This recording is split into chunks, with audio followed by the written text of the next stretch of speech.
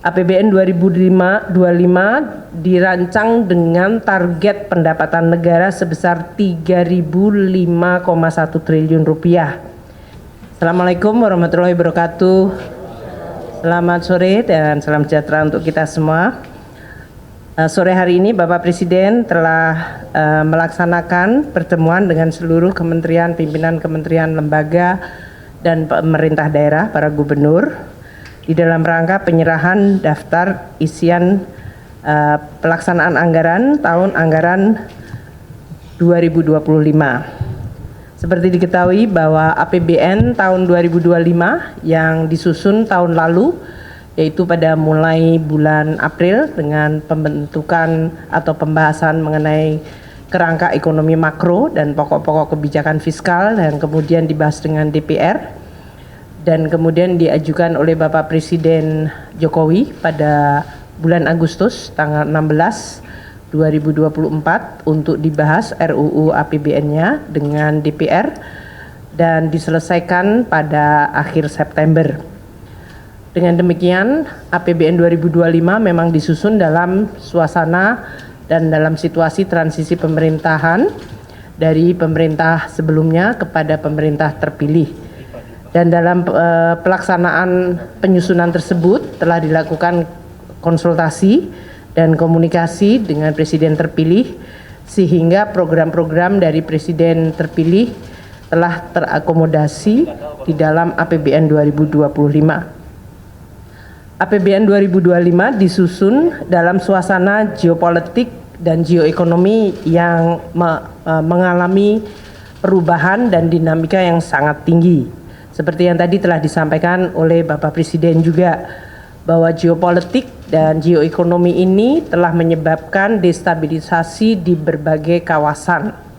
Sehingga bagi Indonesia, kita juga harus terus melakukan kewaspadaan. Meskipun kondisi Indonesia relatif dalam situasi yang baik, pertumbuhan ekonomi adalah sekitar 5% semenjak tahun 2022 hingga 2024. Dan kita juga melihat laju inflasi yang terakhir angka 1,55 juga merupakan laju inflasi yang terendah di dunia. Kita lihat dari sisi sumbangannya, terutama untuk volatile food juga mengalami penurunan yang sangat drastis. Ini menggambarkan upaya kita untuk menstabilkan dan menjaga tingkat harga pangan pada tingkat yang terjangkau oleh masyarakat telah mampu dilakukan. Kondisi yang baik ini tentu perlu dan akan menjadi salah satu landasan bagi pemerintah di bawah pimpinan Presiden Prabowo dan Wakil Presiden Gibran Rakabuming untuk terus meningkatkan dan mengakselerasi pembangunan.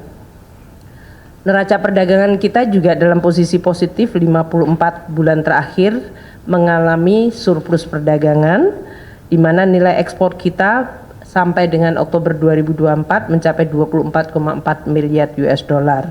Ini tumbuh 10,2% di tengah perlemahan perekonomian global. Hal ini menggambarkan bahwa potensi ekspor kita yang didukung oleh baik sektor manufaktur maupun sektor-sektor yang mengalami hilirisasi menjadi sangat besar. Kita juga melihat bahwa APBN 2025 disusun dengan rancangan untuk bisa menciptakan dan menjaga stabilitas, inklusivitas, namun terus mengakselerasi nilai tambah melalui hilirisasi. Asumsi makro di dalam 2025 adalah pertumbuhan 5,2%, inflasi 2,5%, tingkat bunga surat berharga negara 10 tahun adalah 7%, nilai tukar rupiah Rp16.000 per dolar, harga minyak mentah $82 per barel, lifting minyak dan lifting gas adalah 605.000 barel, dan untuk lifting gas 1.005.000 barel per hari. APBN 2025 dirancang dengan target pendapatan negara sebesar 3.005,1 triliun rupiah, di mana untuk perpajakan akan menyumbang 2.409 Rp2.490,9 triliun. Itu untuk pendapatan perpajakan. Pendapatan negara bukan pajak akan mencapai Rp513,6 triliun dan hibah Rp0,6 triliun. Dari sisi belanja negara, belanja pemerintah pusat akan mencapai 2.000, total belanja negara adalah Rp3.621,3 triliun, di mana belanja pemerintah pusat mencapai Rp2.701,4 triliun dan transfer ke daerah Rp919,9 triliun. Defisit APBN 2025 dirancang pada tingkat Rp616,2 triliun atau 2,53% dari GDP. Belanja pemerintah pusat akan mendukung prioritas pembangunan seperti yang disampaikan oleh Presiden, yaitu melakukan swasembada pangan, swasembada energi, pelaksanaan program makan siang gratis, pendidikan dan kesehatan, serta pelaksanaan perlindungan sosial yang makin tepat sasaran. Untuk itu, dengan belanja Rp2.701,4 triliun, belanja pendidikan mencapai Rp724,3 triliun. Ini adalah belanja tertinggi fungsi pendidikan di APBN kita. Untuk kesehatan Rp218,5 triliun, perlindungan sosial mencapai Rp503,2 triliun, dan untuk ketahanan pangan mencapai Rp144,6 triliun. Program makanan bergizi yang dialokasikan anggaran Rp71 triliun diharapkan akan dapat meningkatkan perekonomian di daerah dan terutama di desa-desa di dalam rangka untuk mensuplai kebutuhan program makan siang bergizi.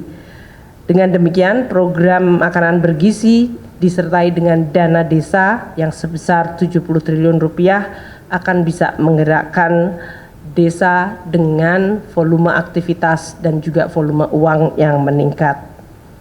Selain itu, Presiden Prabowo menyampaikan beberapa prioritas kegiatan 2025 seperti pemeriksaan kesehatan gratis yang dialokasikan anggaran 3,2 triliun, renovasi sekolah sebesar 20 triliun, terbentuknya sekolah unggulan terintegrasi dengan anggaran 2 triliun, serta terbangunnya lumbung pangan nasional daerah dan desa dengan dana mencapai 15 triliun rupiah. Untuk APBN 2025, transfer ke daerah mencapai 919,9 triliun rupiah. Ini tetap diarahkan agar terjadi sinkronisasi dan sinergi antara belanja pusat dan daerah, sehingga dapat meningkatkan kesejahteraan, pemerataan, dan pelayanan publik. Di dalam Undang-Undang APBN 2025 juga telah dimasukkan berbagai undang-undang seperti undang-undang untuk hubungan keuangan pusat dan daerah, di mana daerah akan meningkat dari sisi local taxing power-nya dan juga bisa melakukan pembiayaan yang lebih inovatif. Untuk pendapatan negara sebesar Rp3.005,1 triliun, kita akan melakukan dengan terus melaksanakan reformasi perpajakan, pajak dan bea cukai, dengan terus menyusun program termasuk dalam hal ini menggunakan teknologi digital. Bapak Presiden terus menyampaikan agar kebocoran penerimaan negara terutama dari tindakan-tindakan ilegal akan terus menjadi pusat perhatian, dan juga dari sisi intensifikasi dan ekstensifikasi dari perpajakan. Kita juga mengikuti bahwa di dalam suasana global terjadi persaingan global taxation yang harus kita waspadai, sehingga kita juga harus terus menjaga agar basis perpajakan Indonesia tidak mengalami erosi dari praktek-praktek perpajakan global yang memfasilitasi terjadinya tax evasion dan tax avoidance. Untuk program Cortex dengan pemanfaatan teknologi digital dan juga program CESA di Bea Cukai akan terus disempurnakan. Juga akan dilakukan joint program serta penegakan hukum seperti yang tadi telah disampaikan oleh Bapak Presiden. APBN 2025 dirancang dengan defisit 616,2 triliun rupiah atau 2,53% dari PDB. Dalam kondisi global yang terus dinamis, pembiayaan defisit akan dilakukan secara hati-hati dengan terus meningkatkan kredibilitas, sustainabilitas, dan kesehatan APBN sehingga biaya dari defisit dapat terus ditekan. Kami juga akan terus menggunakan pembiayaan termasuk di dalamnya dalam rangka penguatan dari Sovereign Wealth Fund dan peranan dari BUMN. Mungkin itu yang kami sampaikan. Hal lain yang mungkin baru pada penyerahan DIPA tahun ini adalah DIPA atau daftar isian pelaksanaan anggaran dilakukan secara elektronik sehingga tidak ada lagi penyerahan buku. Pak Menko juga mendapatkan semuanya dalam bentuk elektronik yang bisa dipindai dari alat elektronik masing-masing yang kemudian masing-masing kementerian lembaga telah mendapatkan berbagai data yang sifatnya detail dari anggarannya. Mungkin Pak Menko mau menyampaikan dari sisi contohnya. Tadi saya dapatnya dari DIPA-nya Kementerian Luar Negeri karena DIPA-nya saya baru saja di sini kali. Karena tadi Pak Menlu nggak bisa buka jadi saya bukakan. Ini kira-kira kayak gini bentuknya. Yaitu ada jumlah alokasi anggaran per kementerian lembaga untuk berapa program, berapa kegiatan, dan juga dari satuan unit eselon 1-nya. Demikian yang bisa saya sampaikan. Terima kasih. Assalamualaikum warahmatullahi wabarakatuh.